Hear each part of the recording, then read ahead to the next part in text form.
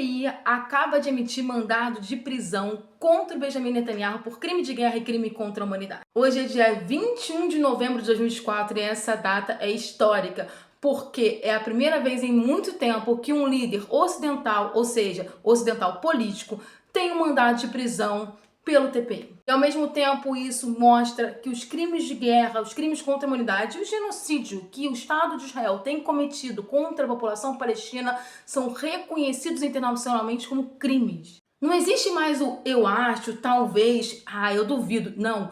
Um tribunal internacional deixou bem claro que há um mandado de prisão para o líder de Israel por esses crimes. Eu fiz um outro vídeo correndo, mas agora nesse vídeo eu vou explicar. Peguei alguns trechos, inclusive, da declaração do TPI e vou mostrar os países que já estão tipo... Ih, deu ruim, porque olha, gente, tá uma corrida desesperada nos ministérios das relações exteriores do mundo, porque ninguém acreditava que ia rolar esse mandado de prisão. E por que ninguém acreditava? Porque rolou pressão. Rolou pressão dos Estados Unidos, rolou pressão de outros países da Europa, rolou pressão de Israel para que os juízes não dessem esse mandado de prisão. O primeiro trecho que eu destaquei é esse aqui, ó. Com relação aos crimes, a Câmara encontrou um motivo razoável para acreditar que o senhor Netanyahu, nascido em 21 de outubro de 49, primeiro-ministro de Israel na época da conduta relevante, e o senhor Gallant, nascido em 8 de novembro de 58, ministro da Defesa de Israel na época da suposta conduta, tem responsabilidade criminal os atos em conjunto com os outros. O crime de guerra de fome como métodos de guerra e os crimes contra a humanidade, assassinato, perseguição e outros atos desumanos. O crime de fome é um crime que está sendo muito sério. Praticamente não entra comida nenhuma no norte de Gaza. E Israel ainda proibiu o trabalho da Agência de Refugiados da ONU, que era uma das principais fontes de alimento da população palestina.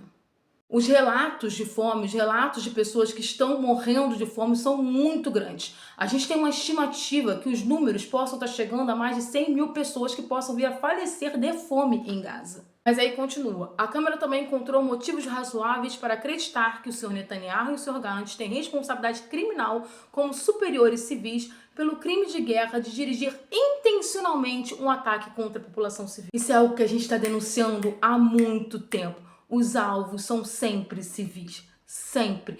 Casas destruídas, mais de 85% da estrutura civil de Gaza foi completamente destruída. Hospitais destruídos, foram encontrados covas com pessoas que foram atrás de hospitais que foram destruídos pela IDF, que é o exército israelense. Então aqui está dizendo que eles são responsáveis por toda essa matança que está acontecendo no território. E aqui nessa parte ela fala inclusive da violação dos direitos do direito internacional por Israel. Essa parte, por exemplo, fala especificamente de alguns crimes como corte de água, entre outras coisas. A Câmara conclui que há motivos razoáveis para acreditar que a falta de comida, água, eletricidade, combustível e suprimentos médicos específicos criaram condições de vida calculadas para provocar a destruição da parte da população civil em Gaza, o que resultou em mortes civis, incluindo crianças, devido à desnutrição e desidratação. Desde o início da guerra em Gaza, não entra praticamente combustível. Se não entra combustível, os geradores não funcionam. As pessoas não conseguem tomar água em Gaza. Falta água em Gaza. Com base no material apresentado pela promotoria cobrindo períodos de até 20 de maio de 2024, a Câmara não pôde determinar que todos os elementos do crime contra a humanidade e extermínio foram cumpridos. No entanto, a Câmara conclui que há motivos razoáveis para acreditar que o crime contra a humanidade de assassinato foi cometido em relação a essas vítimas. E aí eu vou fazer um adendo aqui. Porque agora a gente está com vasto material pós-maio de 2024 sobre o genocídio que está acontecendo especificamente no norte de Gaza. Várias imagens, tá? Várias documentações que provam que sim, está fazendo limpeza étnica no norte de Gaza. Aqui o TPI deixa bem claro que sim, houve um objetivo de destruição da população civil de Gaza. Que o governo israelense, com a figura de Benjamin Netanyahu à frente, teve intenção, sim, de destruir a população de Gaza. E aí você tá pensando, mas Bia, na moral, ninguém vai seguir. Vai. O que acontece agora é que Netanyahu, se pisar em qualquer país que é signatário do Tribunal Penal Internacional, ele pode ser preso. E aí, algumas lideranças internacionais já começaram a falar. O chanceler holandês, por exemplo, já deixou bem claro que se Benjamin Netanyahu pisar na Holanda, ele vai preso.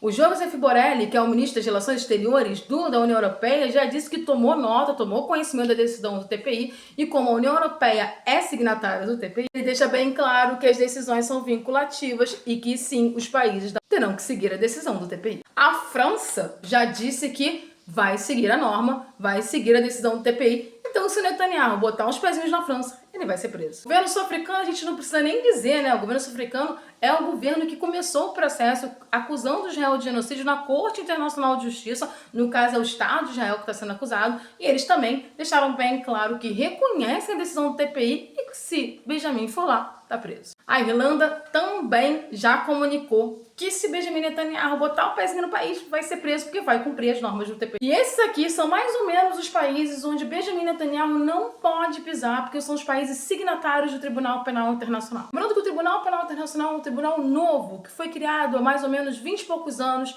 que é consequência, inclusive, da dificuldade de julgar genocídios como Ruanda e Bósnia, quando os grandes responsáveis por esses processos de genocídios, de crimes de guerra e crime contra a humanidade, são pessoas que atuam junto com o Estado e há uma dificuldade do Estado de punir essas pessoas. Então, todos os países que estão em vermelho são países que podem sim prender o Benjamin Netanyahu se ele pisar nesses países. Mas eu acho que o mais importante nessa história é a questão moral. Primeiro que a questão de respeito às vítimas, né?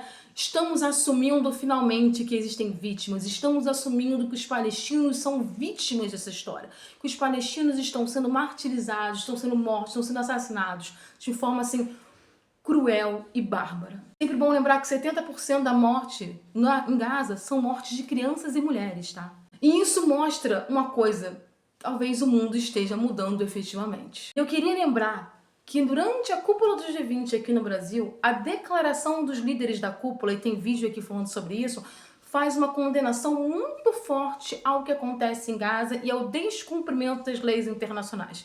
E aí sai a declaração dos líderes do G20 e 3 dias depois o TPI emite um mandato de prisão. Eu não preciso nem dizer que Israel está chamando o Tribunal Penal Internacional de antissemita.